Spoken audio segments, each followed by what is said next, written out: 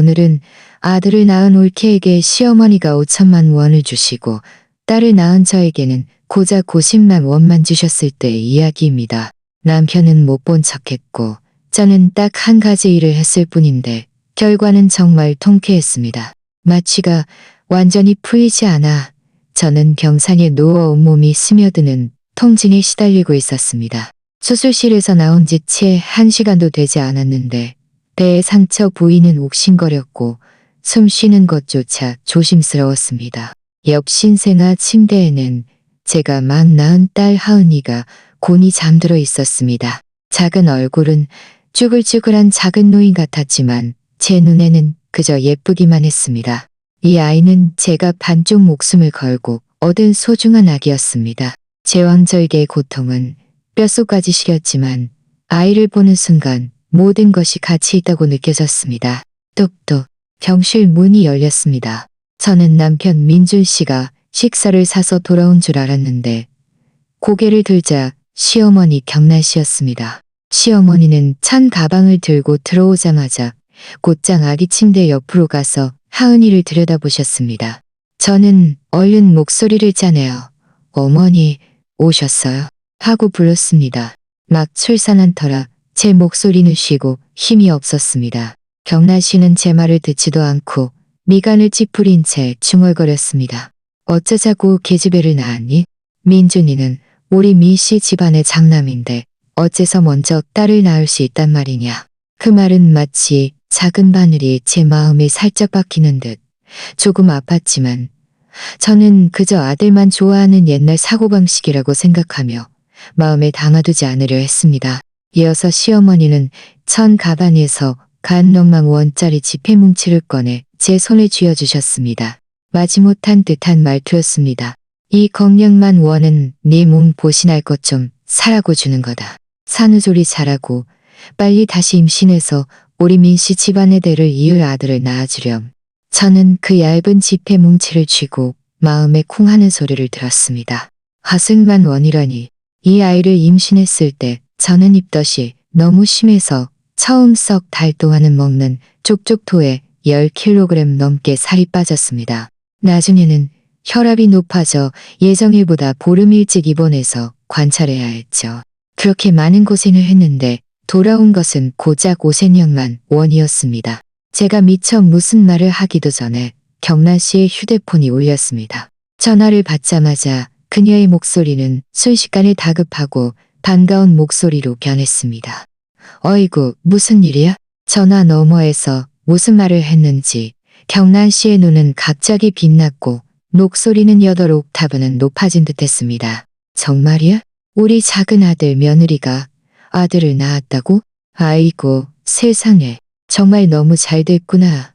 이건 정말 하늘이 주신 기쁜 소식이야. 제 마음은 쿵 하고 내려앉았습니다.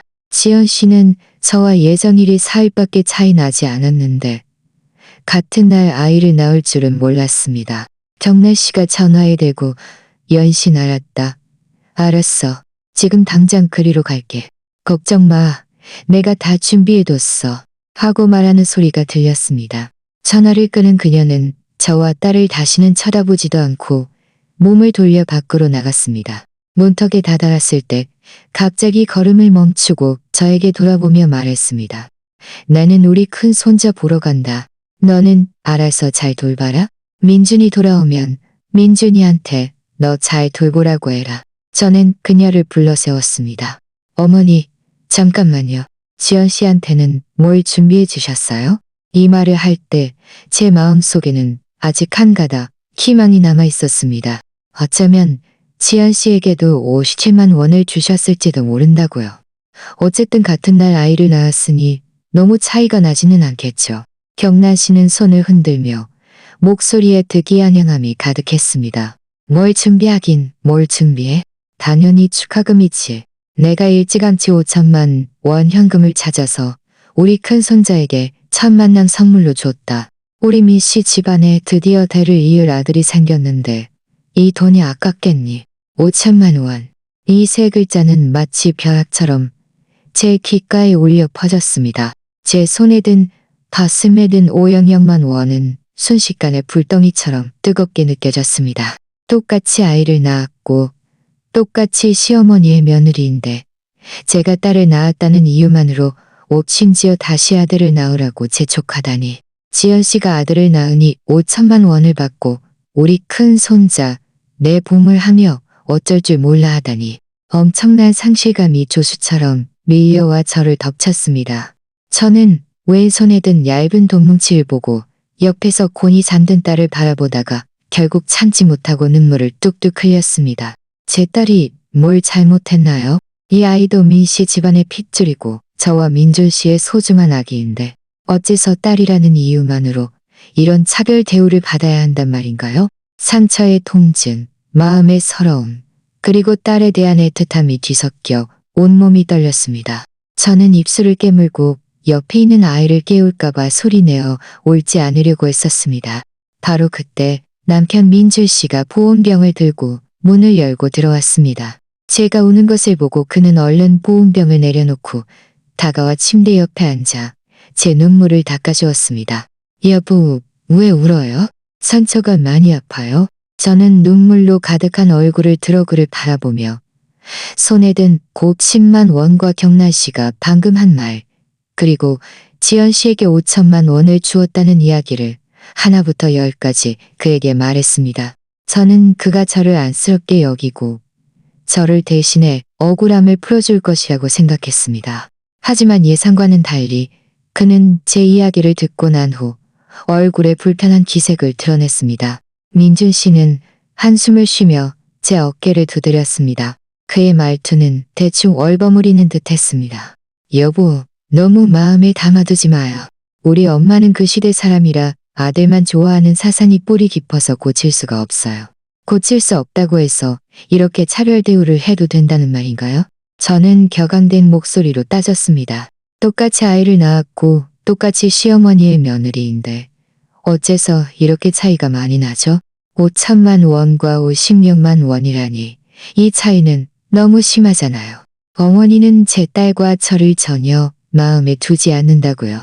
다 한 가족인데 이런 걸 따져서 뭐래요? 민준 씨는 미간을 찌푸리며 약간 짜증난 목소리로 말했습니다. 우리 엄마도 고생해서 저와 민국이를 키웠어요. 이제 겨우 손자를 안게 되었으니 기뻐하는 것도 당연하죠. 게다가 돈일 뿐이잖아요. 우리도 스스로 벌 수 있어요. 이깟 돈 때문에 가족 분위기를 망치지 마요. 이건 돈의 문제가 아니라 태도의 문제예요. 저는 분해서 온몸이 떨렸고 눈물은 더욱 굵게 쏟아졌습니다. 지연 씨한테 5천만 원을 주고 저한테 40만 원을 준 건 사람을 차별하는 거잖아요. 제 딸이 그분 눈에는 그렇게도 가치 없나요? 민준 씨는 제가 계속 다지자 화를 내는 듯 했습니다. 당신 좀 이성적으로 말할 수 없어요? 우리 엄마는 연세가 많으신데 당신이 좀 양보하면 안 돼요? 이깟 사소한 일 때문에 집안을 시끄럽게 만들어서 뭐 하자는 거예요? 됐어요. 그만 울고 얼른 밥이나 먹어요. 안 그러면 식어요. 그는 말을 마치고 보온병을 열어 스스로 죽을 뜨기 시작했습니다. 제가 계속 울고 있는데도 전혀 신경 쓰지 않았습니다. 그의 차가운 옆모습을 보며 제 마음속 마지막 기대마저 무너졌습니다. 그에게는 제 딸과 제가 겪는 서러움이 그저 사소한 일일 뿐이었던 겁니다. 제가 돈이 적어서 슬픈 것이 아니라 이렇게 무시당하는 마음의 상처 때문에 힘들어한다는 것을 그는 전혀 이해하지 못했습니다. 병실은 조용했습니다. 제 억눌린 흐느낌 소리와 민준 씨가 죽을 먹는 소리만 들렸습니다. 저는 옆에서 곤히 잠든 딸을 보며 마음속으로 다짐했습니다. 나는 반드시 내 아이를 잘 지킬 거야. 아무도 하은이를 괴롭히게 두지 않을 거야.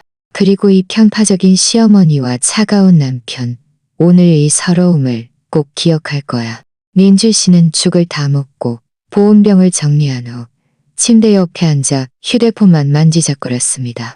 저에게는 한마디도 더 하지 않았고 제 붉어진 눈도 다시는 쳐다보지 않았습니다. 제 마음은 차갑고 아프고 답답했습니다. 덩달아 배의 상처 부위도 더 아파오는 것 같았습니다. 저는 몸을 돌려 그에게 등을 보이고 신세나 침대의 딸을 바라보았습니다. 눈물은 여전히 멈추지 않았습니다. 하은이는 제 슬픔을 느꼈는지 작은 입술을 옴지락거리며 칭얼거렸습니다. 저는 얼른 눈물을 닦고 아이를 가볍게 토닥이며 작은 소리로 달랬습니다. 아가, 무서워하지 마. 엄마가 여기 있어. 그 후 이틀 동안 시어머니 경란 씨는 제 병실에 한 번도 오지 않았습니다. 민줄 씨는 가끔 엄마가 지연이네 쪽에서 발 디딜 틈 없이 바쁘다. 아기 돌보고 국 끓이느라 정신없다고 말했습니다. 저는 아무 말도 하지 않았습니다. 마음속에 서러움은 쌓여가는 돌처럼 점점 무거워졌습니다. 사흘째 오전 담당 의사가 와서 제가 회복이 좋으니 이틀 더 지켜보고 퇴원할 수 있을 것이라고 말했습니다. 민주 씨는 그 말을 듣고 드디어 얼굴에 미소를 띠며 잘 됐네. 퇴원하면 집에 가서 편히 산후조리할 수 있겠어. 라고 말했습니다. 저는 그를 보며 참지 못하고 물었습니다. 집에 가면 누가 제 산후조리를 돌봐주는데요. 민준 씨는 잠시 멈칫하더니 머리를 극적이며 얼버무리는 듯한 말투로 말했습니다. 내가 퇴근하면 돌아와서 돌봐줄게. 정 안 되면 엄마한테 말해서 틈나는 대로 와서 도와달라고 할게. 틈나는 대로요? 저는 비웃었습니다. 지연이네 쪽에서는 온종일 돌봐주시면서 저한테는 겨우 틈나는 대로요? 민준 씨, 당신 양심이라는 게 있나요? 제가 막 출산해서 몸이 이렇게 약한데 저 혼자 감당하라는 말인가요?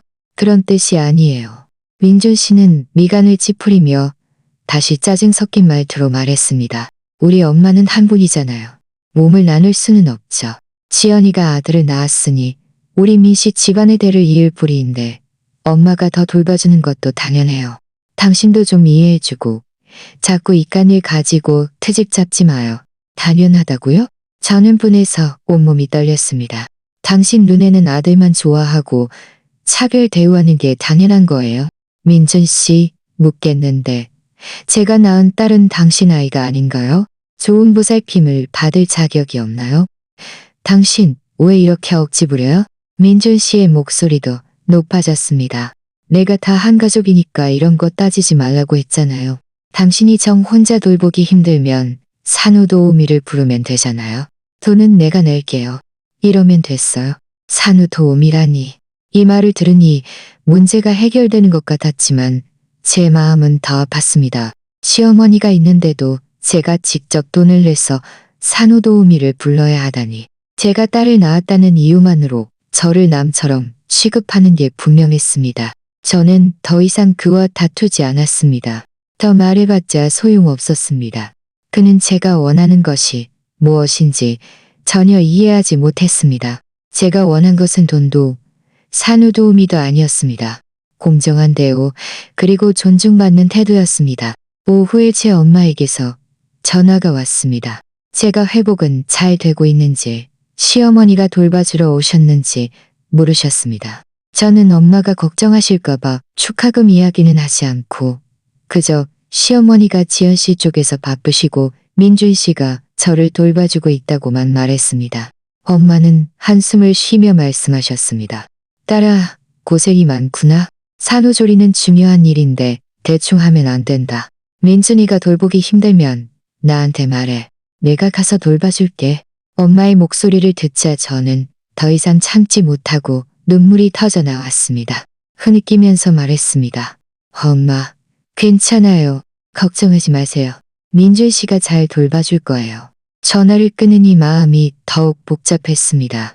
연세도 많고 몸도 안 좋으신 엄마를 또 저 때문에 걱정시키고 싶지 않았습니다. 하지만 민준 씨와 경란 씨의 행동을 보면 정말이지 마음이 차갑게 식었습니다. 저녁 무렵 민준 씨의 동생 민국 씨가 민준 씨에게 전화를 걸었습니다. 목소리에는 특이한 향함이 가득했습니다. 형, 내가 말했잖아. 엄마가 오늘 지연이한테 또 삼계탕 끓여줬어. 게다가 최고급 산후도우미도 불러줄 거라고 했어. 참, 엄마가 준 5천만 원 축하금 지연이가 다 저금해뒀대. 나중에 우리 아들 학군 좋은 아파트 사줄 거라고 하더라. 민준 씨는 휴대폰을 들고 얼굴에 미소를 띠며 고개를 끄덕였습니다. 그래, 잘 됐네. 너랑 지연이 아기 잘 돌보고 뭐 필요한 거 있으면 나한테 말해. 저는 바로 옆에 누워 그들의 대화를 또렷이 들었습니다. 최고급 산후도우미 5천만 원, 아들 학군 좋은 아파트. 그런데 저는 고작 500만 원에 산후조리도 혼자서 억지로 해나가야 했습니다. 민주 씨는 전화를 끊고 제가 차가운 얼굴로 그를 보고 있는 것을 발견하자 얼굴에 미소가 순식간에 굳어졌습니다. 그는 어색하게 헛기침을 하며 말했습니다. 민국이가 전화해서 집안일 좀 알려준 거야. 다 들었어요. 제 목소리는 평온했지만 마음속의 분노는 끊임없이 치솟고 있었습니다. 어머니는 지연 씨한테 최고급 산후도우미를 불러주고 5천만 원을 저금해서 조카 학군 좋은 아파트 사준다고요. 그럼 저는요? 제 딸은요? 당신들 민씨 집안에서는 그렇게도 하찮은 존재인가요? 당신 왜 또 그 얘기를 꺼내요? 민주 씨는 미간을 찌푸리며 목소리를 높였습니다. 내가 다 따지지 말라고 했잖아요. 지연이가 아들을 낳았으니 나중에 가족을 부양하고 대를 이을 책임이 있죠. 엄마가 더 많이 도와주는 것도 당연한 거예요. 당신이 낳은 건 딸이고 나중에 시집가면 남의 집 사람이 될 건데 뭐 하러 그렇게 많은 돈을 써요. 시집가면 남의 집 사람이 된다고요? 저는 제 귀를 믿을 수 없었습니다. 이런 말이 제 남편의 입에서 나오다니. 민주 씨, 당신 정말 사람이에요. 딸도 당신의 친자식인데 어떻게 이런 말을 할 수 있죠? 당신 눈에는 딸이 그렇게도 천한가요? 그런 뜻이 아니에요. 민준 씨는 당황하며 말했습니다. 그냥 지나가는 말로 한 건데 당신 왜 이렇게 예민하게 굴어요? 원래 별일 아닌데 당신이 이렇게 소란 피워서 다 망쳤잖아요. 별일 아니라고요? 저는 웃었습니다. 눈물까지 흘리면서요. 당신 눈에는 제가 겪는 서러움도 사소한 일이고 제 딸이 무시당하는 것도 사소한 일이고 당신 엄마와 동생네 가족의 편파적인 행동도 사소한 일이고 오직 당신 민씨 집안의 아들만이 큰일이라는 거죠? 민준 씨는 제 질문에 할 말을 잃고 아이의 자리에서 일어나더니 말했습니다. 당신하고는 말이 안 통해요. 혼자서 잘 좀 진정해봐요. 말을 마치고 그는 몸을 돌려 병실을 나갔고 문이 쾅 하고 닫혔습니다. 병실은 순식간에 조용해졌습니다. 저와 딸 둘만 남았습니다. 저는 딸의 곤히 잠든 작은 얼굴을 바라보며 마음속의 서러움과 절망감이 조수처럼 밀려왔습니다. 민준 씨와 결혼하면 행복한 가정을 이룰 수 있을 거라고 생각했지만 예상과는 달리 편파적인 시어머니뿐만 아니라 차갑고 이기적이며 아들만 좋아하는 남편을 만났습니다. 저는 천천히 손을 뻗어 딸의 작은 얼굴을 가볍게 쓰다듬으며 작은 소리로 말했습니다. 아가, 미안해. 엄마가 못나서 너를 서럽게 했어. 앞으로 엄마가 꼭 너를 잘 지켜줄게. 다시는 아무도 너를 괴롭히게 두지 않을 거야. 엄마도 더 이상 이렇게 나약하지 않을 거야. 우리에게 빚진 사람들은 엄마가 반드시 몇 배로 갚아주게 할 거야. 그날 밤 민준 씨는 돌아오지 않았습니다. 저는 병실에서 혼자가 태어난 딸을 돌보며 밤새 잠을 이루지 못했습니다. 많은 생각을 했습니다. 민준 씨와 결혼한 지난 3년의 모든 순간들, 경란 씨의 편파적인 행동, 민준 씨의 차가움. 저는 더 이상 이렇게 참아서는 안 된다는 것을 알았습니다. 저 자신과 제 딸을 위해 정의를 찾아야 했습니다. 이튿날 아침, 민준 씨는 그제야 병실로 돌아왔습니다. 눈에는 핏발이 서 있었는데 밤새 어디에 있었는지 알 수 없었습니다. 그는 사온 아침 식사를 침대 머리맡에 놓으며 딱딱한 목소리로 말했습니다. 일단 밥 먹어요. 먹고 나면 의사 선생님이 회진 오실 거예요. 저는 그를 무시하고 제 할 일인 딸의 기저귀를 갈아주었습니다. 하은이는 깨어나 칭얼거렸고 저는 부드럽게 토닥이며 마음속의 차가움을 조금이나마 덜어냈습니다. 민준 씨는 제가 아무 말도 하지 않자 더 이상 입을 열지 않고 역 의자에 앉아 담배를 피웠습니다. 이틀 후 저는 무사히 퇴원했습니다. 민준 씨는 저와 딸을 데리고 집으로 돌아왔습니다. 문을 여는 순간 제 마음은 반쯤 식었습니다. 집은 제가 입원하기 전과 똑같이 어수선했고 산후조리를 위한 준비는 전혀 되어 있지 않았습니다. 끓여놓은 닭곰탕도 없었고 깨끗한 옷가지도 없었으며 아기 용품도 준비되어 있지 않았습니다. 당신은 일단 침대에 누워 있어요. 제가 좀 치울게요. 민준 씨는 짐을 내려놓자마자 거실을 치우기 시작했습니다. 저는 딸을 안고 천천히 침실로 가서 하은이를 아기 침대에 눕히고 조심스럽게 누웠습니다. 상처는 여전히 아팠고 온몸에 힘이 없었지만 따뜻한 물 한 모금도 마실 수 없었습니다. 그 후 민준 씨는 매일 퇴근하고 돌아와 밥을 하고 집안일을 치웠지만 그는 결국 남자였고 산모와 아기를 돌보는 세세한 것을 전혀 몰랐습니다. 저는 담백한 죽이 먹고 싶었는데 그가 끓인 죽은 너무 걸쭉하거나 너무 묽었습니다. 딸이 밤에 울어도 그는 죽은 듯이 자서 전혀 듣지 못했습니다. 제가 밤에 일어나 모유를 먹이고 기저귀를 갈 때도 그는 한 번도 도와주지 않았습니다. 한편 민준 씨의 가끔 걸려오는 전화로 경란 씨가 지연 씨를 극진히 돌보고 있다는 것을 알게 되었습니다. 매일 다양한 방법으로 국을 끓여주고 지연 씨의 몸을 닦아주고 마사지까지 해주며 심지어는 산모용품점에서 고급 산후조리 용품을 종류별로 사다 주었고 아기 옷도 수입 명품이었습니다. 비교해보니 제 산후조리는 한편의 농담 같았습니다. 그날 밤 딸을 재운 후 저는 침대에 누워 뒤척이며 잠을 이루지 못했습니다. 옆에서 곤히 잠든 딸을 보며 민준 씨와 결혼한 지난 3년의 모든 순간들이 떠올랐습니다. 그동안 제가 겪었던 서러움들이 하나둘씩 마음속에 밀려왔습니다. 저와 민준 씨는 지인의 소개로 만나 1년 연애 후 결혼했습니다. 그때 제게는 6천만 원이 넘는 돈이 있었는데 몇 년간 직장 생활을 하며 힘들게 모은 돈이었습니다. 결혼 전 경란 씨가 저를 찾아와 제 손을 잡고 다정하게 말했습니다. 지은아, 민준이 동생 민국이가 곧 결혼하는데 여자 쪽에서 예단으로 1억 원을 요구하고 집도 사야 한단다. 우리 노부부는 도저히 그렇게 많은 돈을 마련할 수가 없구나. 네가 모아둔 돈을 우리한테 먼저 빌려줄 수 있겠니? 민국이가 결혼하고 나면 바로 갚아줄게. 저는 그때 민준 씨와 결혼할 것이니 한 가족이나 다름없고 한 가족끼리는 서로 도와야 한다고 생각했습니다.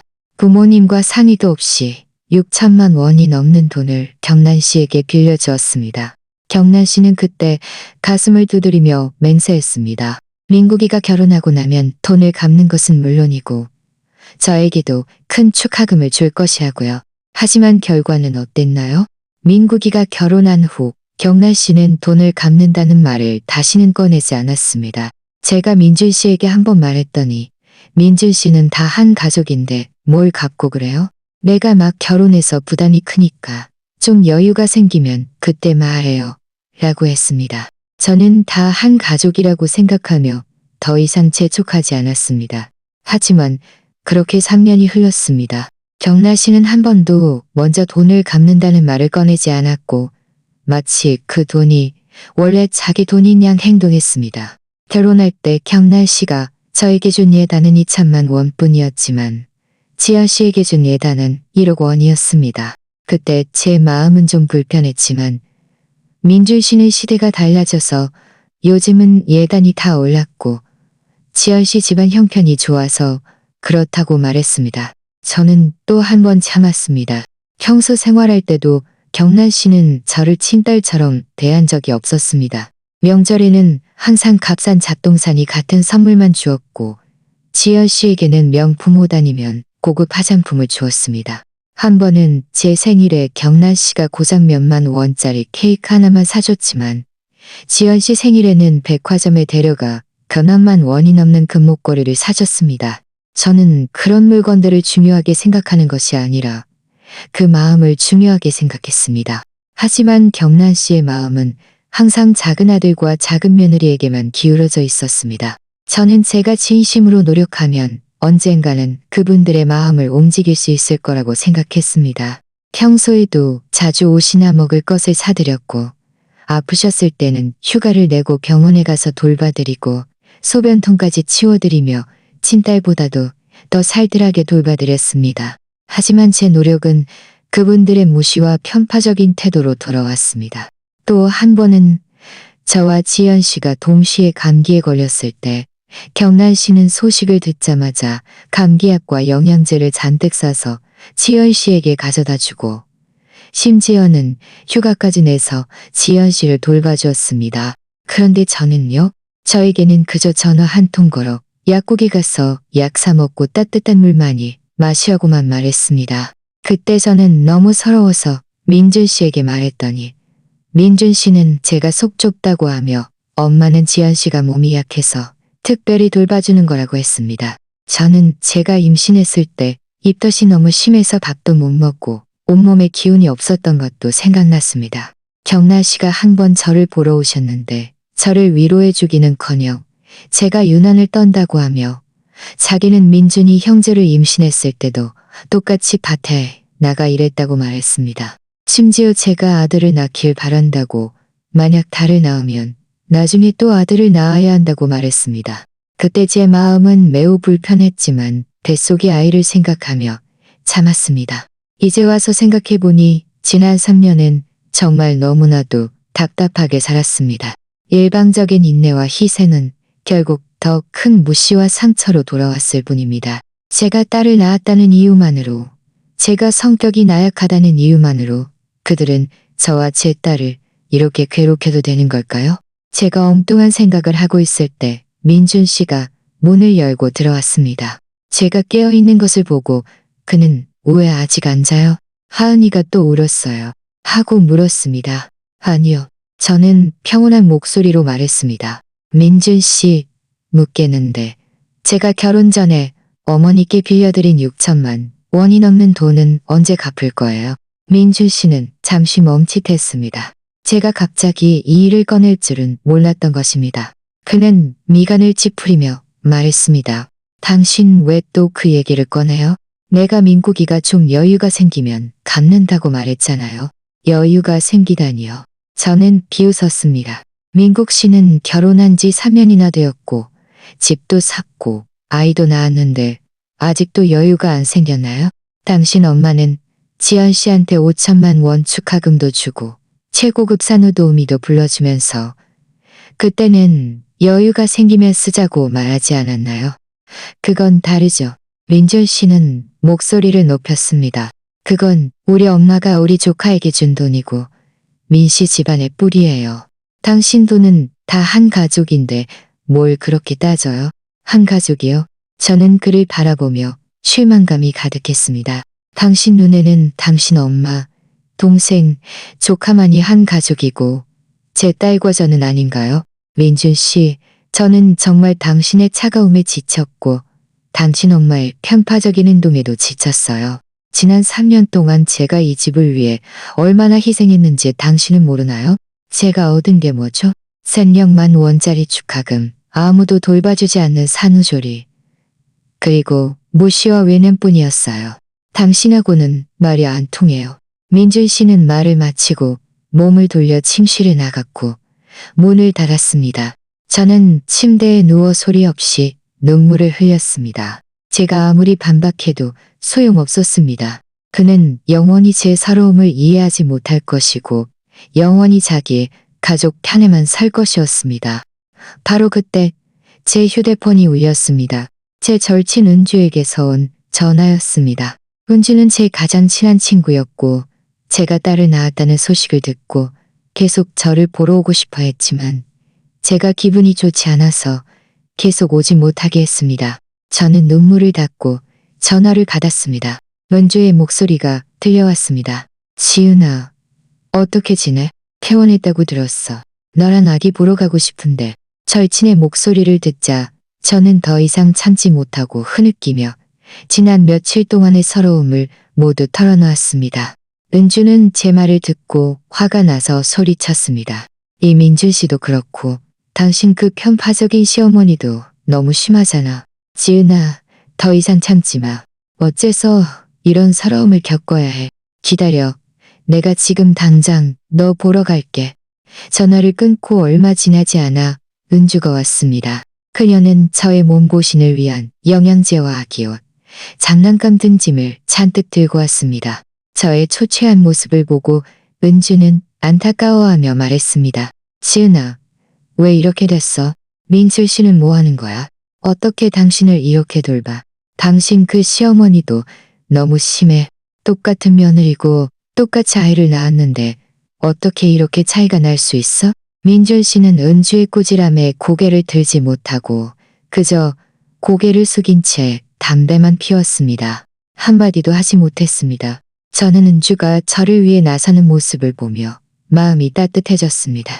이 차가운 집에서 드디어 누군가 제 편에 서서 저를 위해 말해주는 사람이 생겼습니다. 은주는 저희 집에서 오후 내내 머물며 제 방을 정리해주고 닭곰탕도 끓여주었습니다. 돌아갈 때 그녀는 제 손을 잡고 말했습니다. 지은아, 기억해. 여자는 너무 나약하면 안 돼. 너무 나약하면 무시당해. 쟨 취해야 할 것은 쟨 취하고 따져야 할 것은 따져야 해. 당신 자신과 아이를 서럽게 하지 마. 만약 민준 씨와 시어머니가 여전히 이러면 나한테 말해. 내가 방법을 찾아줄게. 은주의 마른 씨앗처럼 제 마음속에 뿌리 내렸습니다. 저는 품에 안겨 곤히 잠든 딸을 보며 마음속으로 굳게 다짐했습니다. 더 이상 이렇게 나약하게 살지 않을 거야. 나 자신과 내 딸을 위해 당연히 받아야 할 권리를 쟁취할 거야. 은주가 떠난 후 민준 씨는 그제야 침실로 들어왔습니다. 그는 저를 보는 눈빛에 약간의 불편함이 있었지만 여전히 부드러운 말 한마디 하지 않았습니다. 그저 퉁명스럽게 말했습니다. 당신 친구 말하는데 너무 심하네. 체면도 안 세워주고.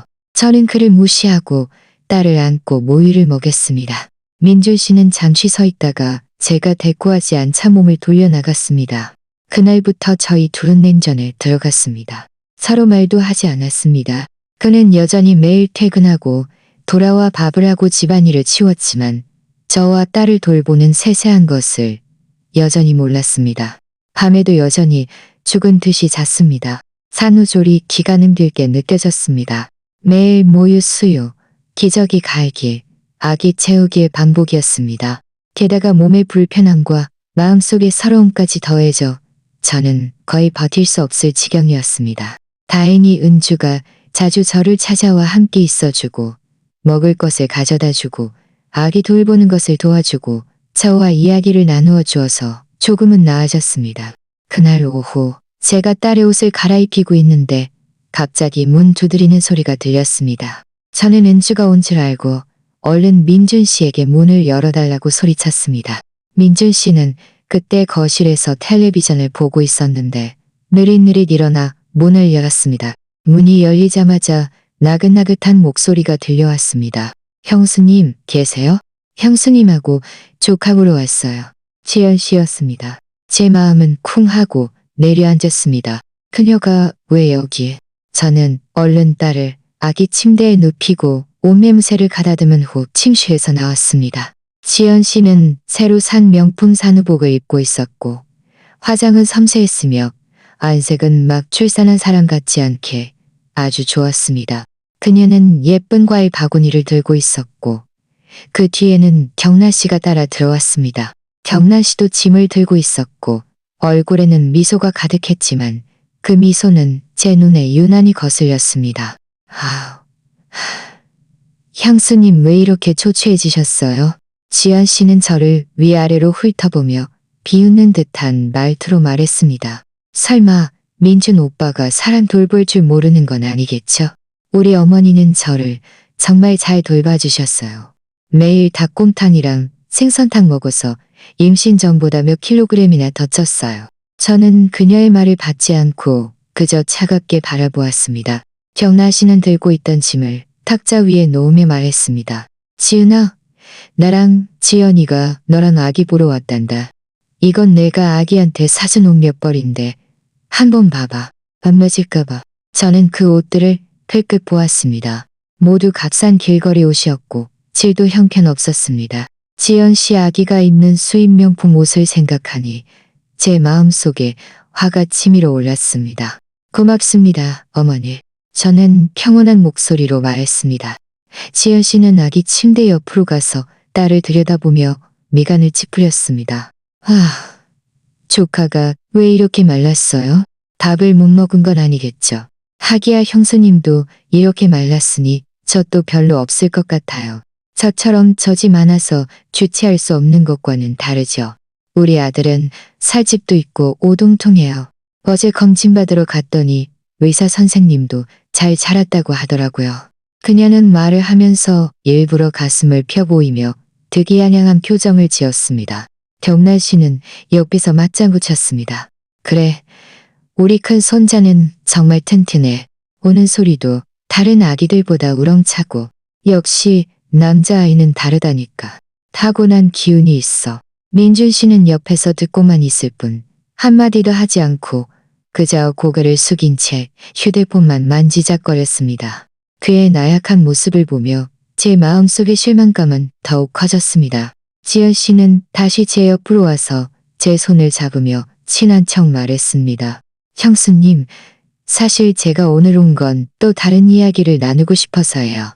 어머니가 저한테 준 5천만 원 축하금은 제가 은행에 저금했어요. 3년 만기 정기예금인데 이자도 꽤 높아요. 어머니가 그러셨는데 이 돈은 나중에 우리 아들 학비로 쓸 거라고요. 남자아이는 교육에 소홀히 할 수 없으니까요. 그녀는 잠시 말을 멈추더니 다시 말했습니다. 참, 어머니가 제가 산후조리 끝나면 금팔찌 사러 같이 가자고 하셨어요. 민 씨 집안에 큰 손자를 낳아준 것에 대한 포상이라고요. 형수님은 딸 낳으셨는데 어머니가 축하금을 얼마나 주셨어요? 그것도 딸한테 뭘 사줄 돈으로 저금해야죠. 이 말은 분명히 저를 약 올리고 제 아픈 곳을 찌르려는 의도였습니다. 저는 마음속에 화를 억누르며 말했습니다. 어머니가 5억만 원 주셨어요. 500명만 원요?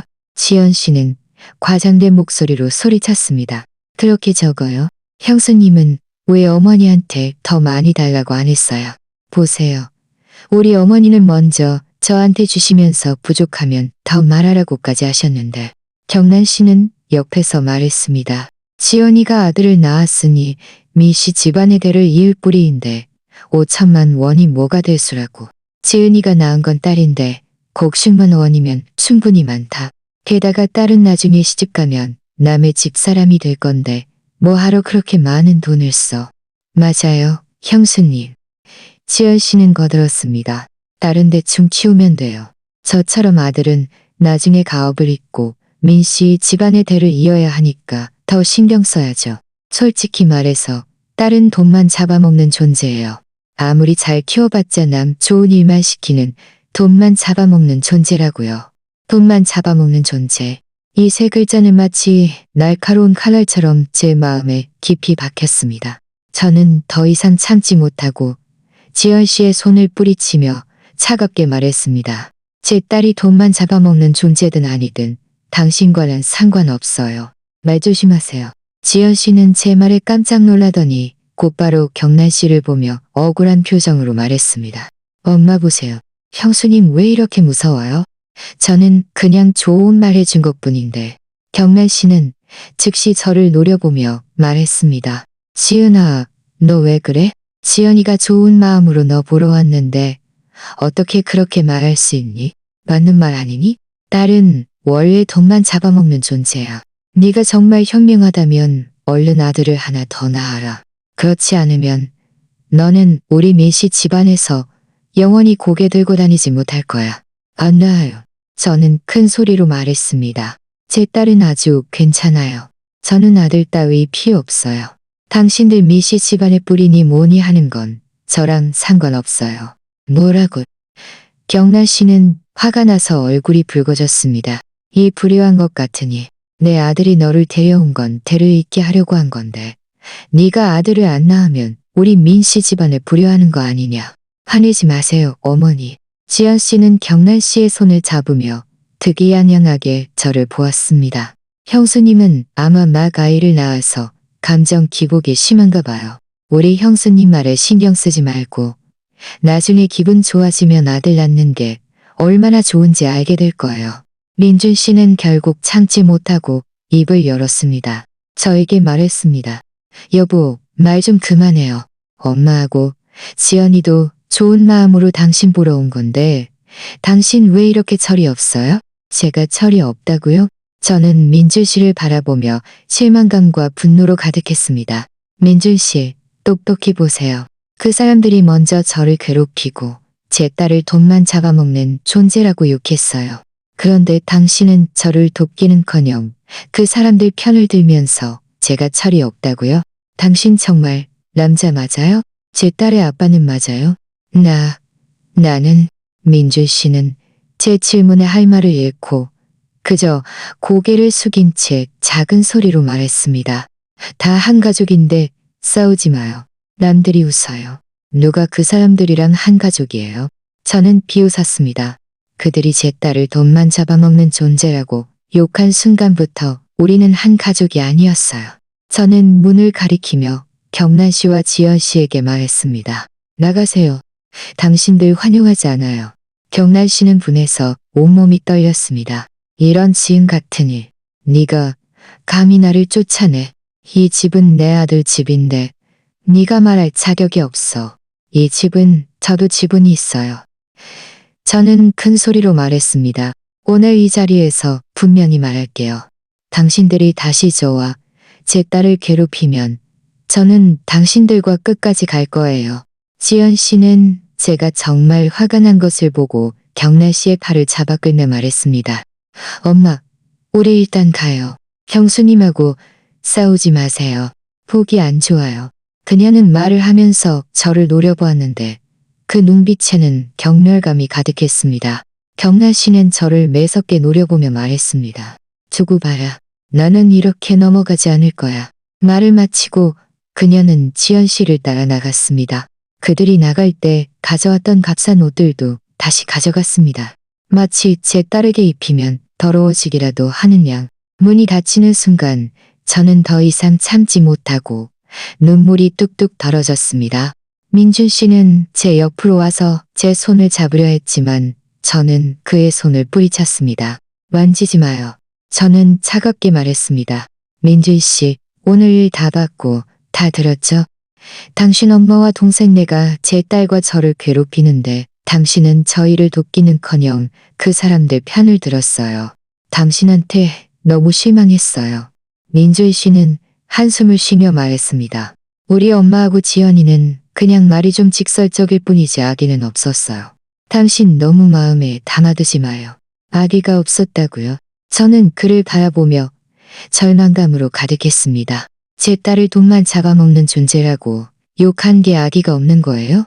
저와 지연 씨를 차별 대우한 게 아기가 없는 거예요? 민준 씨, 우리 끝났어요.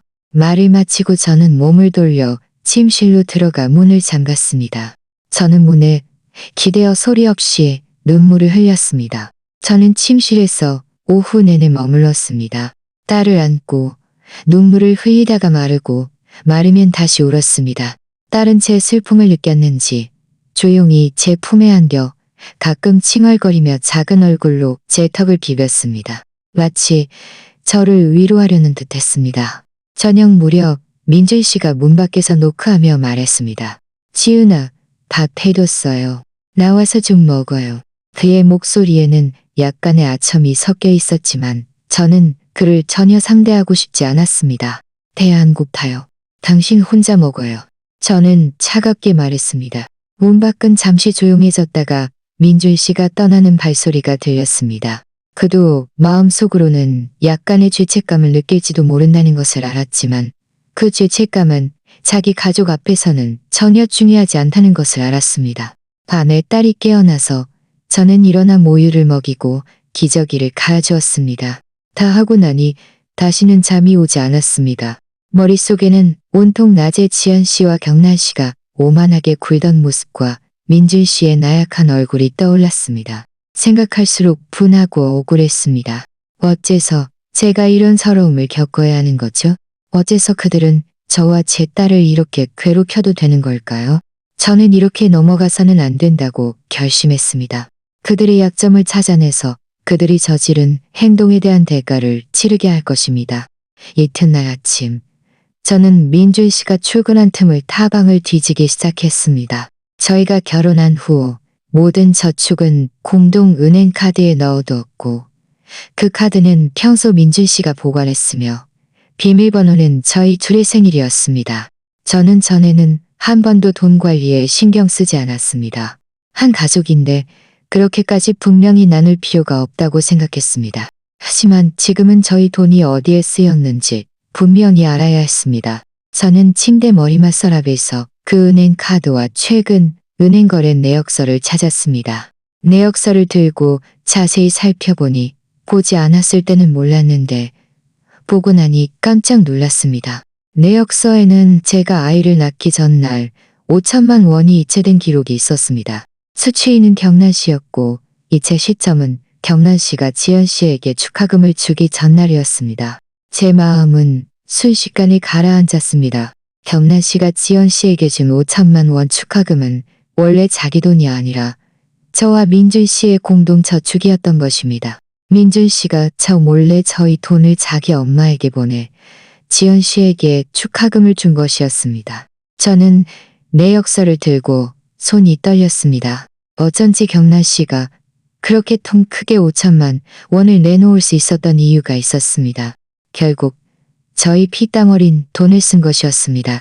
저와 민준 씨는 아껴 쓰고 절약했고 제가 임신했을 때 비싼 옷 한 벌도 아까워서 사지 못했는데 그는 저희 저축을 망설임 없이 자기 엄마에게 주어 지연 씨와 그 소위 큰 손자에게 잘 보이기 위해 쓴 것이었습니다. 생각할수록 화가 나서 눈물이 또다시 멈추지 않고 흘러내렸습니다. 저는 내역서를 조심스럽게 숨겼습니다. 이것은 중요한 증거였습니다. 잃어버리면 안 됩니다. 바로 그때 제 휴대폰이 울렸습니다. 아빠에게서 온 전화였습니다. 저는 얼른 눈물을 닦고 전화를 받았습니다. 지은아, 어떻게 지내? 몸은 잘 회복되고 아기는 착하니? 아빠의 목소리에는 깊은 걱정이 담겨 있었습니다. 네, 잘 지내요. 아기도 착해요. 저는 눈물을 참으며 아빠를 걱정시키고 싶지 않았습니다. 다행이구나, 다행이야. 아빠는 한숨을 쉬며 말했습니다. 지은아, 사실 아빠가 너한테 계속 하고 싶었던 말이 있는데 혹시 네가 화낼까봐 말 못했어. 네 동생 민국이 그 직장은 아빠가 인맥을 동원해서 찾아준 거야. 그때 네 시어머니가 아빠를 찾아와서 민국이가 막 결혼했는데 안정적인 직장이 없어서 안 된다고 아빠한테 도와달라고 부탁했어. 아빠는 네가 시집갔으니까 한 가족이라고 생각하고 이 일을 도와줬지. 원래는 너한테 말 안 하려고 했는데 혹시 네가 편파적이라고 생각할까봐. 하지만 아빠는 정말 네가 걱정돼서 네가 미시 집안 사람들한테 괴롭힘 당하면 너한테 기댈 곳이 있다는 걸 알려주고 싶었어. 아빠의 말은 벼락처럼 제 귓가에 울려 퍼졌습니다. 민국 씨의 직장이 아빠가 인맥을 동원해서 찾아준 것이었다니. 저는 전혀 몰랐습니다. 정말이에요? 저는 격앙된 목소리로 물었습니다. 정말이다. 아빠는 말했습니다. 아빠가 친구 몇 명한테 부탁하고 돈도 꽤 써서 민국이를 그 회사에 넣어줬어. 그 회사는 대우도 좋고 복지도 좋아서 얼마나 많은 사람들이 들어가고 싶어 하는지 몰라.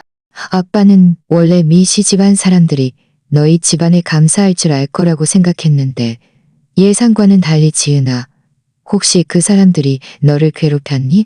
아빠의 말을 듣자 저는 더 이상 참지 못하고 흐느끼며 지난 며칠 동안의 서러움을 모두 털어놓았습니다. 아빠는 제 말을 듣고 화가 나서 소리쳤습니다. 이 경란이도 그렇고 민준이도 너무 심하잖아. 지은아, 더 이상 참지 마. 그들이 이렇게 너를 괴롭히면 이혼하고 아기 데리고 친정으로 돌아와. 엄마 아빠가 너희를 먹여 살릴게. 알았어요. 저는 눈물을 닦으며 말했습니다. 걱정하지 마세요.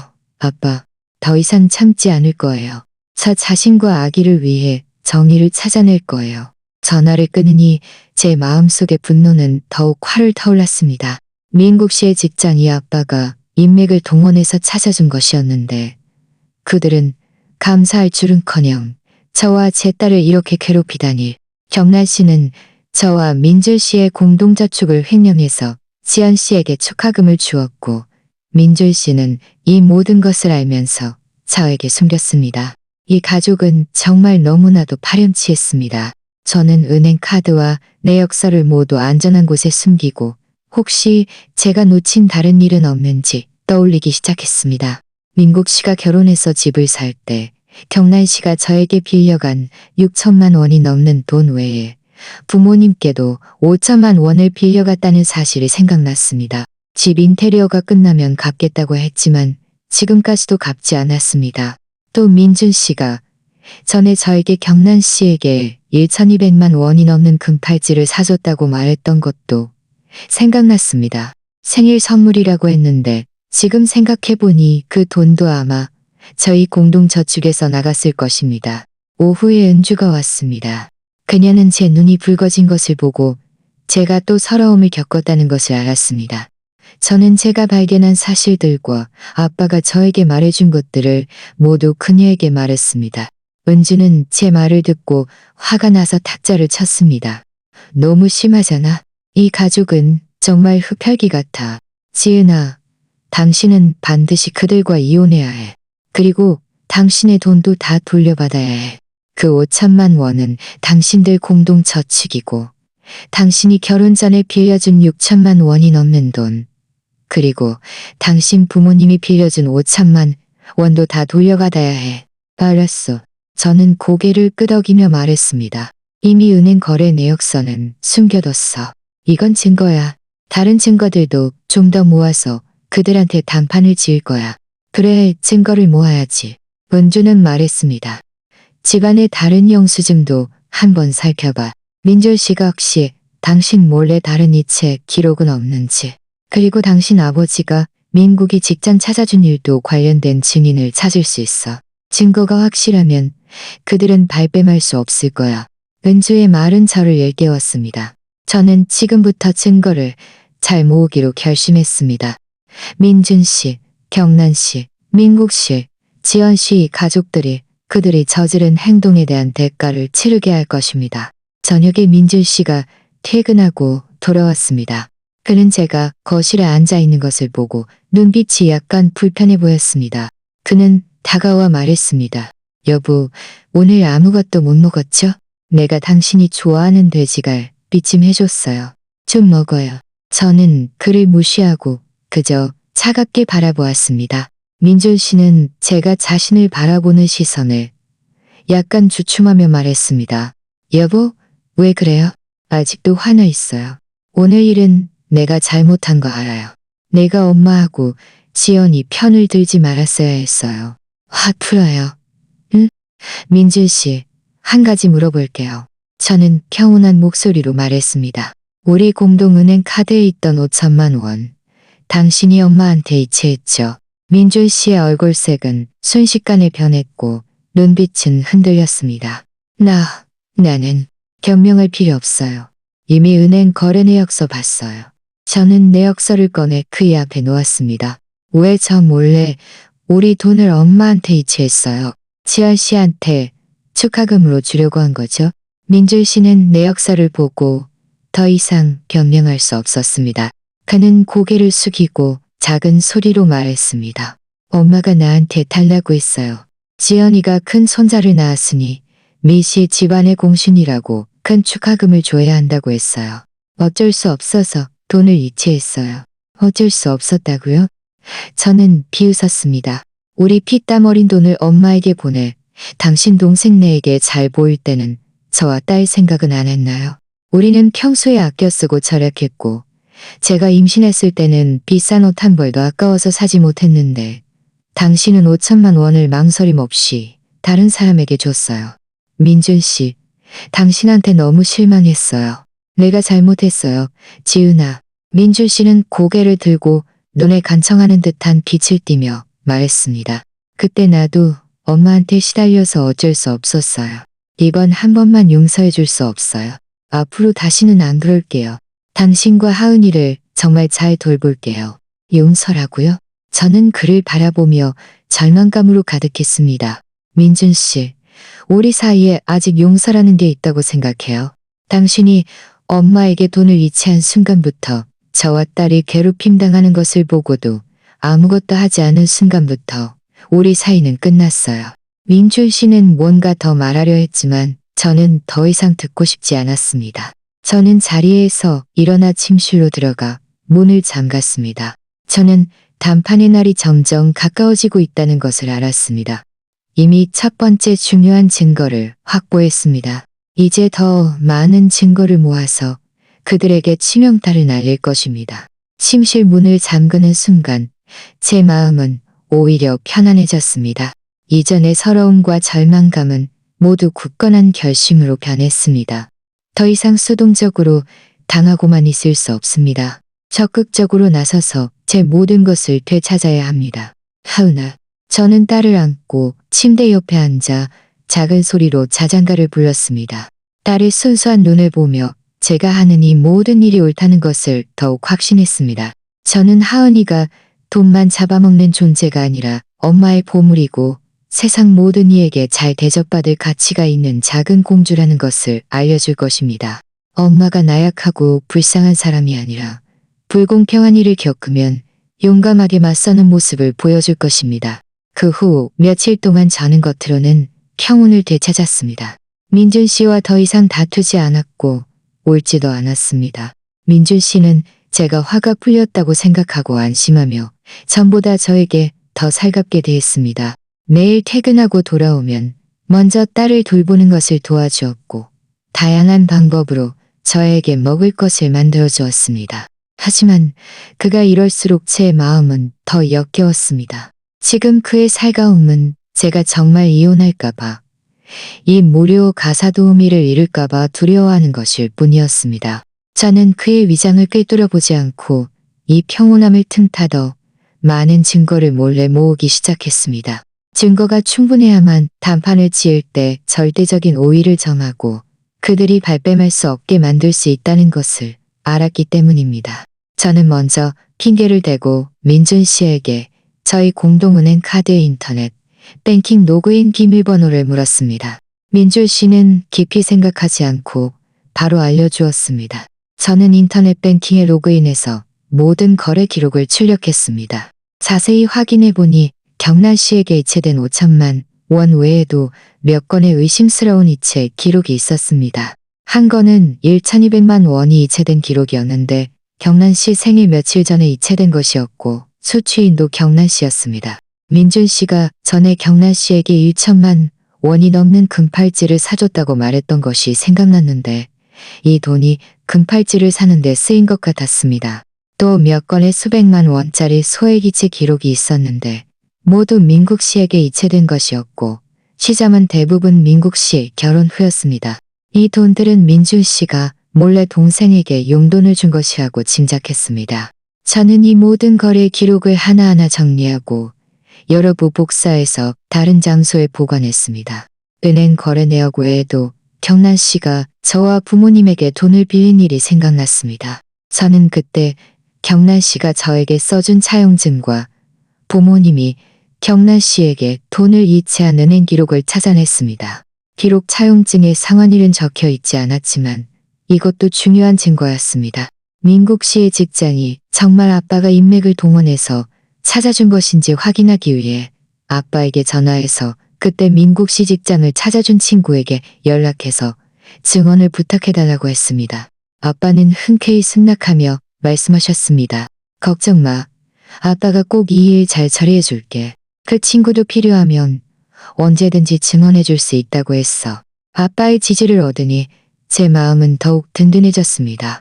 저는 또 지연 씨가 전에 저희 집에서 자양할 때 경란 씨가 최고급 산후도우미를 불러줬다고 말했던 것이 생각났습니다.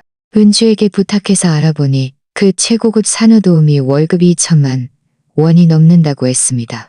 이 돈도 아마 저희 공동저축에서 나갔을 것이라고 짐작했습니다.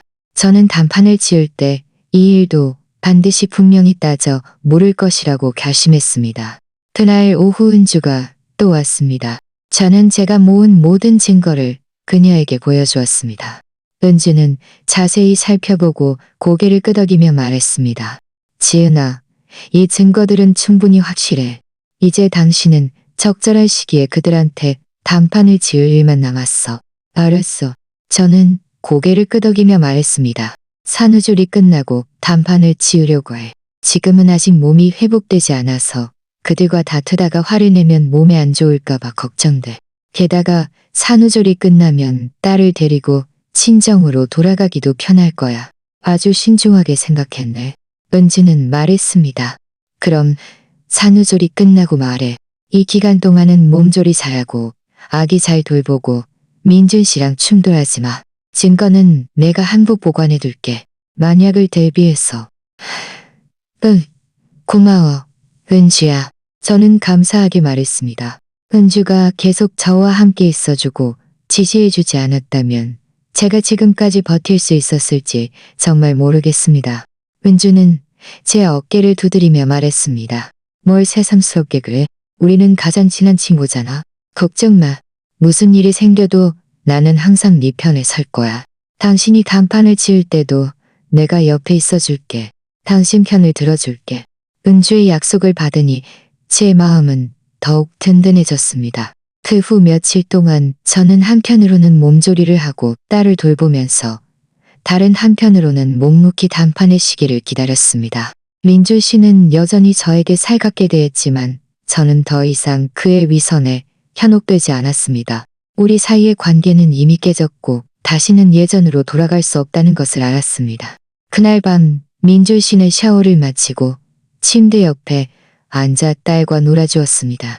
그는 딸을 놀리며 좀처럼 보기 힘든 미소를 지었습니다. 저는 그를 바라보았지만 마음속에는 아무런 파동도 없었습니다.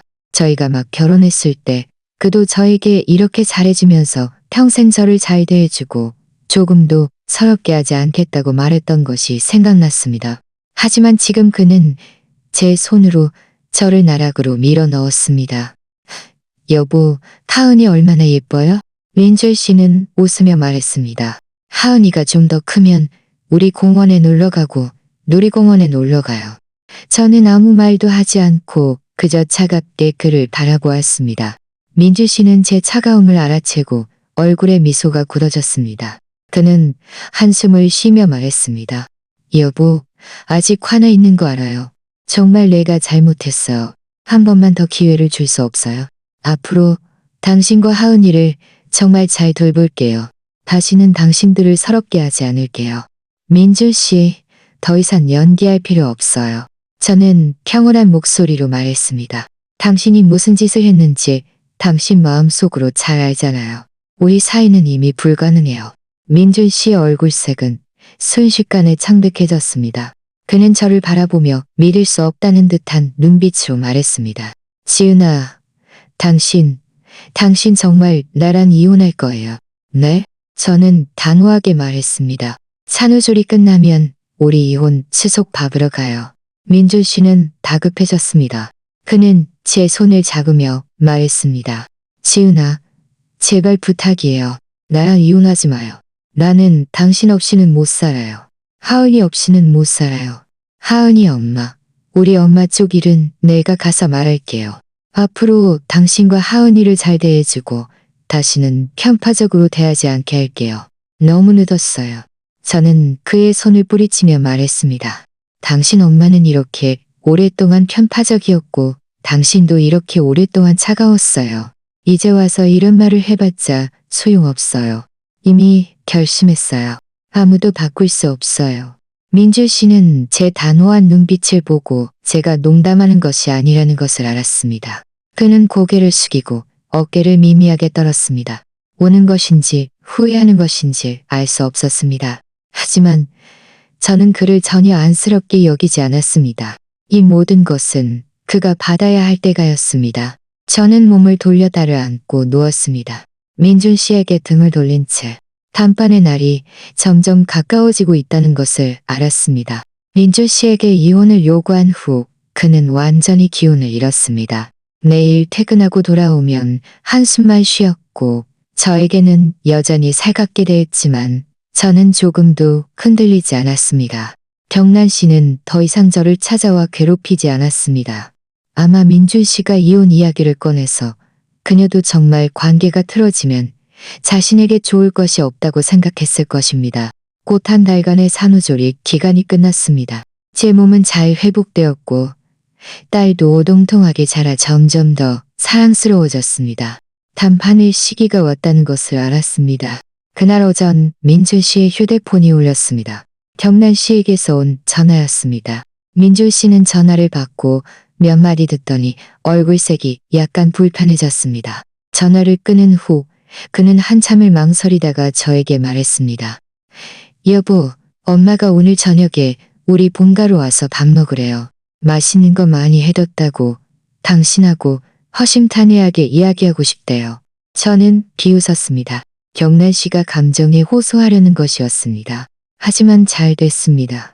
본가는 그들 가족이 모이는 장소였으니 그곳에서 그들에게 완전히 단판을 치어 그들이 저지른 모든 파렴치한 행동들을 모두에게 알릴 수 있을 것입니다. 좋아요. 저는 시원스럽게 승낙했습니다. 민준 씨는 잠시 멈칫했습니다. 제가 이렇게 흔쾌히 승낙할 줄은 예상치 못했던 것입니다.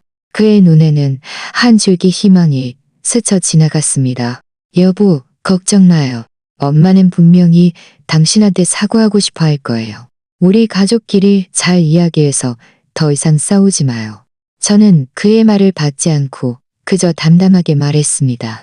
다요. 하은이도 데려가야죠.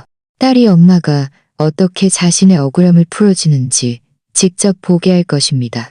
오후에 저는 딸에게 깨끗한 옷을 갈아입히고 저도 단정한 옷을 갈아입었습니다. 그리고 모아둔 모든 증거를 정리해서 파일 가방에 넣었습니다. 은주도 일부러 와주었습니다. 제가 혼자서는 감당하기 힘들까봐 함께 가겠다고 했습니다. 저는 고개를 끄덕였습니다. 그녀가 옆에 있으니 더욱 든든했습니다. 저녁 무렵 저희 일행은 본가에 도착했습니다. 경란 씨, 민국 씨, 지연 씨는 모두 와 있었습니다.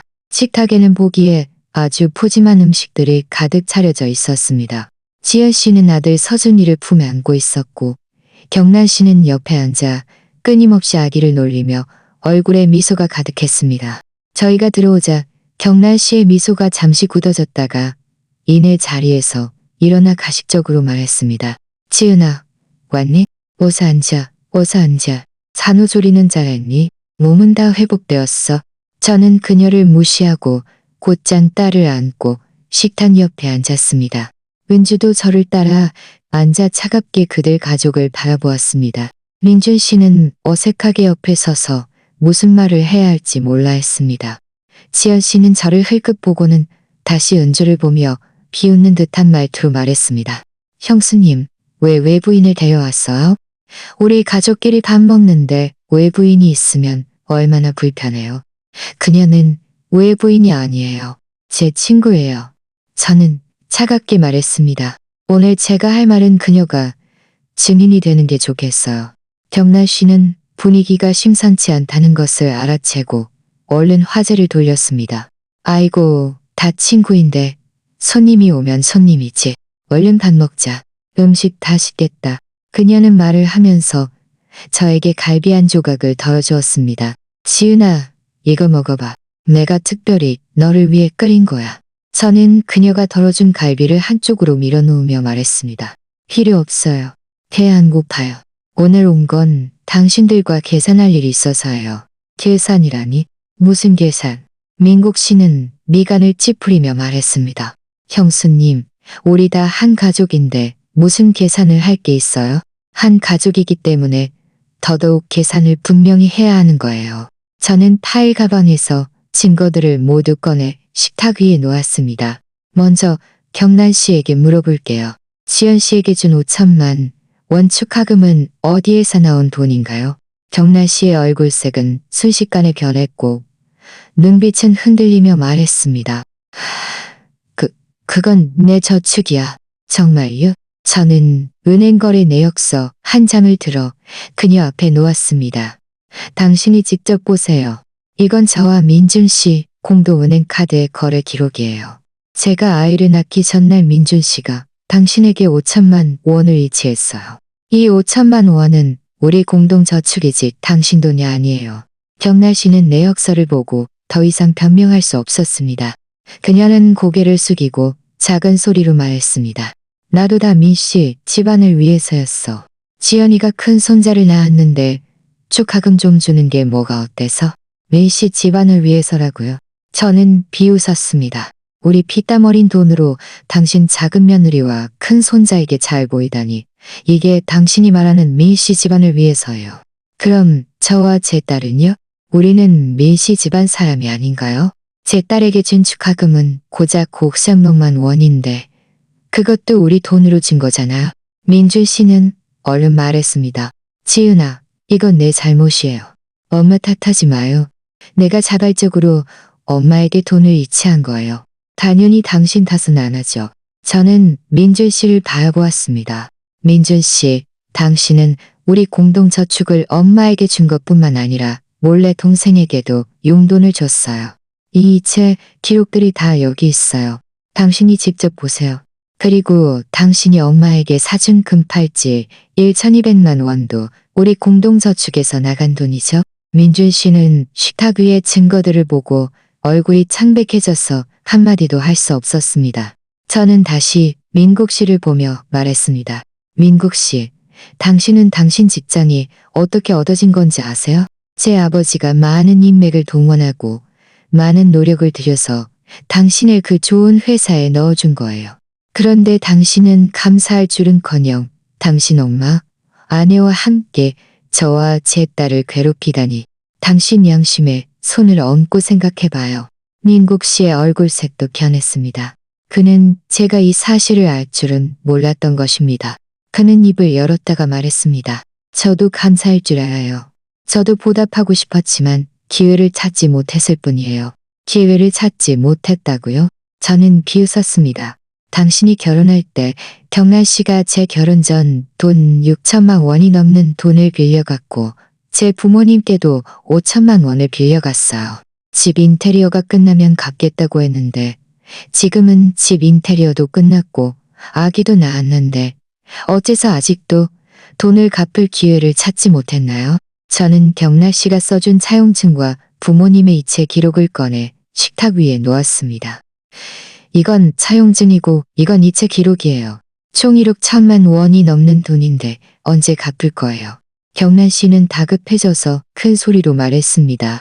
이건 몇 천만 원 가지고 이렇게 따져야겠니? 다 한 가족인데 서로 돕는 게 뭐가 어때서? 서로 돕다고요? 저는 그녀를 바라보며 분노로 가득했습니다. 당신들이 저를 뭘 도와줬는데요. 제가 임신했을 때 입덧이 그렇게 심했는데 당신이 저를 몇 번이나 찾아왔죠? 제가 아이를 낳았을 때는 당신은 지연 씨가 아들을 낳은 것에만 신경 썼고 제가 산후조리할 때는 아무도 저를 돌봐주지 않았지만 당신들은 지연 씨를 극진히 돌보며 최고급 산후도우미까지 불러줬어요. 묻겠는데 그 최고급 산후도우미 월급도 우리 공동저축으로 지불한 거죠? 지연 씨는 참지 못하고 입을 열었습니다. 형수님, 왜 이렇게 쪼잔해요? 이깐 몇 천만 원이 뭐가 대수라고? 제가 낳은 건 아들이고 민씨 집안의 뿌리니까 이런 대접을 받는 게 당연해요. 형수님이 낳은 건 딸인데 원래 저랑 비교 대상이 아니에요. 각초, 은주는 결국 참지 못했습니다. 지연 씨, 너무 심하잖아. 아들을 낳든 딸을 낳든 다 똑같아. 어째서 당신이 아들을 낳았다고 해서 남보다 우월하다는 거야? 지은이 딸도 민준 씨의 친자식인데 어째서 당신들한테 이렇게 괴롭힘 당해야 해? 당신 누구야? 여기 당신 일 아니니까 끼어들지 마. 지연 씨는 큰 소리로 말했습니다. 나는 지은이 친구야. 오늘 나는 이 일에 끼어들 거야. 은주는 자리에서 일어났습니다. 당신들 가족은 정말 파렴치해. 남의 돈 횡령하고 산모와 아기를 괴롭히면서도 감사할 줄 모르다니. 오늘 당신들은 반드시 지은이한테 빚진 돈 다 갚고 지은이와 그 딸에게 사과해야 해. 경란 씨도 다급해져서 큰 소리로 말했습니다. 우리가 왜 사과하고 왜 돈을 갚아? 이 돈은 우리 민씨 집안 돈인데 우리가 쓰고 싶은 대로 쓰는 거야. 지은아, 네가 감히 민준이랑 이혼하면 단 한 푼도 가져갈 생각하지 마. 저는 민준 씨랑 이혼할 뿐만 아니라 제 모든 것을 가져갈 거예요. 저는 단호하게 말했습니다. 이 증거들은 모두 법원에 제출할 거예요. 우리 공동 재산은 반으로 나눌 거고 당신들이 저에게 빚진 1억 1천만 원이 넘는 돈은 한 푼도 빠짐없이 갚아야 해요.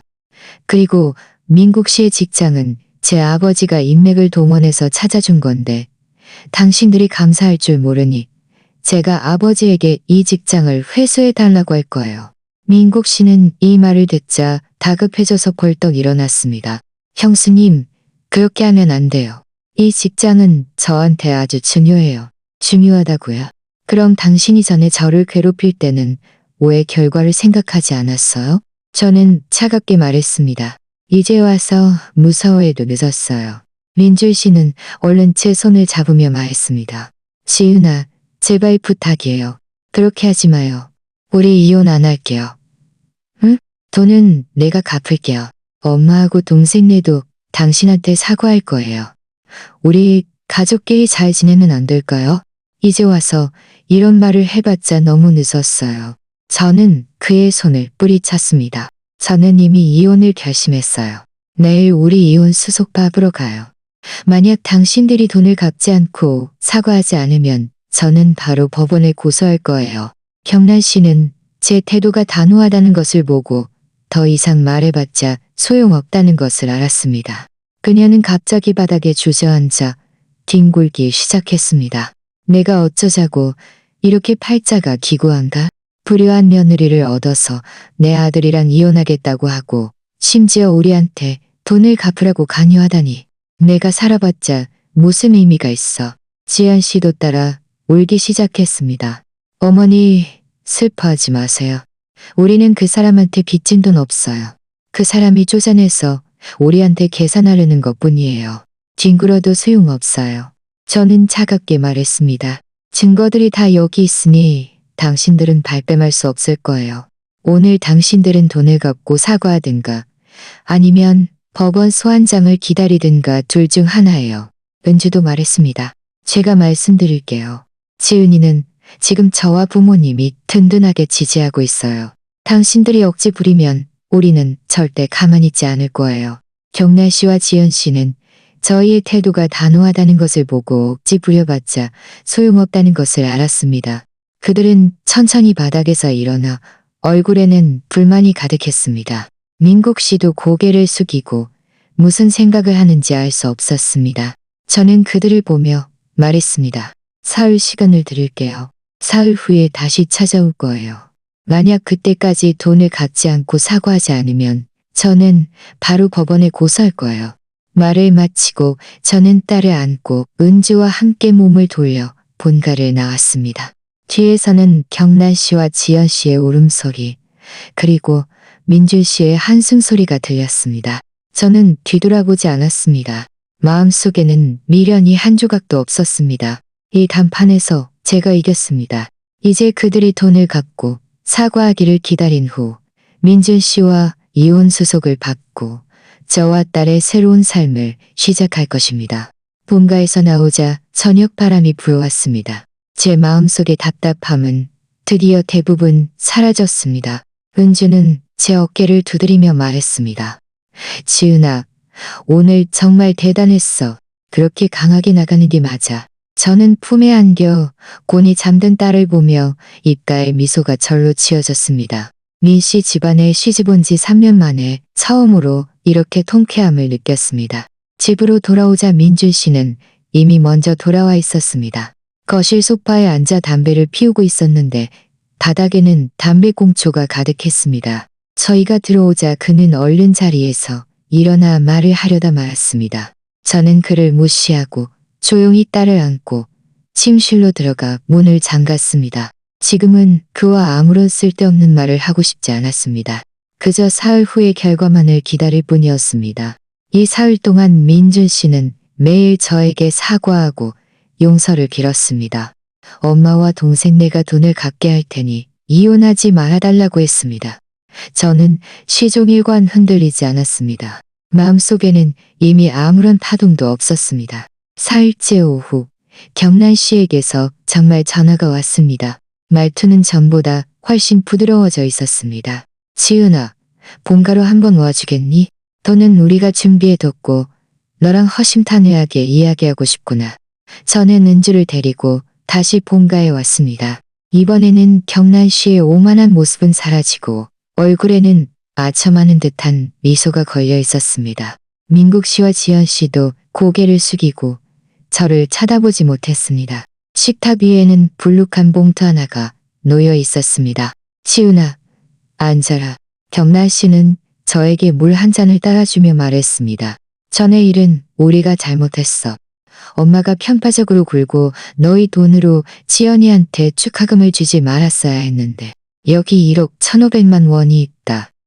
네가 나한테 빌려준 6천만 원이 넘는 돈하고 네 부모님께 빌려간 5천만 원 한 푼도 빠짐없이 있어. 네가 가져가라. 그녀는 봉투를 제 앞으로 밀어놓았습니다. 그리고 다시 말했습니다. 그리고 민준이가 나한테 이체한 5천만 원하고 내가 금팔찌 살 때 쓴 1,200만 원도 우리가 다 모아서 줬다. 총 6,200만 원이야. 전에 우리가 잘못했어. 너와 하은이한테 미안하다. 우리가 사과할게. 민국 씨도 얼른 말했습니다. 형수님, 죄송합니다. 전에는 제가 철이 없어서 형수님께 말대꾸하고 형수님을 괴롭혔어요. 걱정 마세요. 앞으로는 꼭 형수님 부모님께 감사할 줄 알고 다시는 실망시키지 않을게요. 지연 씨도 고개를 숙이고 작은 소리로 말했습니다. 형수님, 죄송해요. 제가 아기를 돈만 잡아먹는 존재라고 말하지 말았어야 했는데, 형수님께 자랑하지 말았어야 했는데, 제가 잘못했어요. 그들이 하나하나 고개를 숙이고 사과하는 모습을 보며 제 마음속에는 동정심이라고는 한 조각도 없었습니다. 오직 큰 원한을 갚은 듯한 통쾌함만이 있었습니다. 저는 봉투를 가져와 열어보았습니다. 안에는 현금이 가득했고 세어보니 정확히 1억 7,700만 원이었습니다. 저는 돈을 가방에 넣으며 말했습니다. 사과는 받아들였고 돈도 가져갈게요. 하지만 저는 여전히 민준 씨랑 이혼할 거예요. 민준 씨는 이 말을 듣자 다급해져서 눈물까지 글썽였습니다. 지은아, 내가 잘못했어요. 이미 엄마하고 동생네가 당신한테 사과하고 돈도 갚았잖아요. 한 번만 더 기회를 줄 수 없어요? 앞으로 당신과 하은이를 정말 잘 돌볼 거라고 약속할게요. 다시는 당신들을 조금도 서럽게 하지 않을게요. 기회는 전에 수없이 줬어요. 저는 차갑게 말했습니다. 제가 당신 엄마와 동생네에게 괴롭힘 당할 때 당신은 침묵을 택했고, 당신 엄마가 우리 공동 저축을 횡령할 때 당신은 은폐를 택했고, 저와 하은이가 돌봄이 필요할 때 당신은 대충 얼버무렸어요. 이 모든 일들을 저는 영원히 잊지 않을 거예요. 우리 사이는 이미 불가능해요. 경란 씨도 얼른 말했습니다. 지은아, 다시 생각해봐. 민준이는 진심으로 너랑 잘 살고 싶어해. 아기도 아직 이렇게 어린데 아빠 없이는 안 돼. 아기는 저라는 엄마가 있으면 충분해요. 저는 단호하게 말했습니다. 제가 하은이를 아주 잘 돌볼 거고 조금도 서럽게 하지 않을 거예요. 당신들 집에서는 하은이가 돈만 잡아먹는 존재라고 불리고 차별 대우를 받아야 하겠지만요. 말을 마치고 저는 몸을 돌려나섰습니다. 내일 오전 9시 구청 앞에서 만나요. 신분증, 주민등록등본, 혼인관계증명서 가져오세요. 이튿날 저와 민준 씨는 약속대로 구청에 가서 이혼 수속을 받았습니다. 이혼 수속은 순조롭게 진행되었습니다. 이혼 서류를 받는 순간 제 마음은 더할 나위 없이 가벼웠습니다. 마치 무거운 짐을 내려놓은 것 같았습니다. 민준 씨는 이혼 서류를 보며 눈시울이 붉어져 말했습니다. 지은아, 앞으로 무슨 어려움이 있으면 언제든지 나를 찾아와도 돼요. 필요 없어요. 저는 담담하게 말했습니다. 우리 앞으로 각자 잘 지내면 돼요. 말을 마치고 저는 딸을 안고 구청을 나섰습니다. 햇살이 제 몸에 쏟아져 따뜻했습니다. 제 새로운 삶이 시작되었다는 것을 알았습니다. 저는 딸을 데리고 친정으로 돌아왔습니다. 부모님은 저를 보고 애틋해하며 얼른 딸을 받아 안고 저에게 맛있는 음식을 많이 해주셨습니다. 저는 이혼 이야기를 그들에게 말했고 그들은 저를 탓하기는커녕 제 결정을 지지해 주셨습니다. 지은아, 잘했어. 그런 집은 안 가는 게 나아. 앞으로는 우리랑 같이 살면서 우리가 아기 돌보는 걸 도와줄게. 부모님의 지지를 받으니 제 마음은 더욱 든든해졌습니다. 저는 민 씨 집안에서 받아온 돈 중 일부는 부모님께 갚아드리고 일부는 저와 딸의 생활비로 저금했습니다. 남은 돈으로는 회계학원에 등록했습니다. 저는 원래 회계학을 전공했지만 결혼 후 가정을 위해 일을 그만두었습니다. 이제 저는 제 전공을 다시 살려 좋은 직장을 찾아 제 능력으로 저와 딸을 먹여 살릴 것입니다. 학원 수업은 매우 빡빡했습니다. 저는 매일 딸을 돌보면서 공부했고 엄마도 제가 안심하고 공부할 수 있도록 아이를 돌보는 것을 최대한 도와주셨습니다. 은주도 자주 저를 찾아와 맛있는 것을 가져다 주고 저를 격려해 주었습니다. 반년 후 저는 무사히 회계 자격증 시험에 합격했고 좋은 회계 직장을 찾았습니다. 회사는 대우가 좋았고 동료들도 모두 저를 잘 챙겨주었습니다. 저는 매일 정시에 출퇴근하고 퇴근 후에는 집에 와서 딸과 부모님과 함께 시간을 보냈습니다. 삶은 충실하고 행복했습니다. 딸도 점점 더 사랑스러워져서 엄마라고 부를 수 있게 되었습니다. 그녀가 앙증맞게 엄마라고 부를 때마다 제 마음은 따뜻해졌습니다. 한편 민씨 집안 쪽은 잘 지내지 못한다는 소문이 들려왔습니다. 민국 씨는 전의 일 때문에 마음속으로 죄책감을 느껴 업무에 집중하지 못했고 큰 실수를 저질러 회사에서 강등되었고 월급도 많이 줄었습니다. 지여 씨는 민국 씨가 강등되면서 집안 형편이 나빠지자 매일 민국 씨와 싸웠습니다. 정란 씨는 아들과 며느리가 싸우는 것을 보고 손자도 돌봐줄 사람이 없어지자 매일 한숨만 쉬었고 머리카락도 많이 하얗게 새었습니다. 민줄 씨는 이혼 후 몇몇 여자를 만났지만 그에게 딸이 있고 편파적인 시어머니가 있다는 말을 듣자 모두 더 이상 교제하기를 원치 않았습니다. 그는 매일 퇴근하고 집에 돌아오면 집이 차갑고 고요했습니다. 전의 북적거림은 더 이상 없었습니다. 한 번은 제가 딸을 데리고 공원에서 놀다가 우연히 민준 씨를 만났습니다. 그는 저와 딸을 보는 눈빛이 복잡했습니다. 딸은 그를 보고 제 뒤로 숨어 조심스럽게 그를 바라보았습니다. 민준 씨는 다가와 딸의 머리를 쓰다듬으려 했지만 딸은 움츠러들었습니다. 그의 손은 허공에서 멈췄고 눈에는 실망감이 가득했습니다. 그는 저를 보며 말했습니다. 지은 씨, 지금 잘 지내네요. 네, 아주 잘 지내요. 저는 담담하게 말했습니다. 후회돼요. 민준 씨는 한숨을 쉬며 말했습니다. 그때 그렇게 나약하게 굴지 말았어야 했는데, 엄마하고 동생 편만 들지 말았어야 했는데, 당신과 하은이를 그렇게 서럽게 하지 말았어야 했는데, 만약 그때 내가 당신들을 잘 지켜줬다면 우리 지금도 행복한 한 가족이었겠죠. 만약은 없어요. 저는 그를 바라보며 말했습니다. 길은 당신이 직접 선택한 것이고 결과도 당신이 직접 감당해야 해요. 저는 지금 아주 잘 지내고 있으니 당신도 앞으로 잘 지내기를 바라요. 말을 마치고 저는 딸을 안고 몸을 돌려 떠났습니다. 저는 뒤돌아보지 않았습니다. 마음속에는 아무런 파동도 없었습니다. 그동안의 서러움과 고통은 모두 지나갔습니다. 지금의 저는 저를 사랑해주는 부모님이 있고 사랑스러운 딸이 있고 안정적인 직장이 있고 진심으로 저를 대해주는 친구가 있습니다. 저는 제 노력으로 저만의 행복을 쟁취했습니다. 미래의 길은 아직 멀지만 저는 딸을 데리고 더욱 잘 살 수 있다는 확신이 있습니다. 그리고 우리를 괴롭혔던 그 사람들도 모두 합당한 대가를 치렀습니다.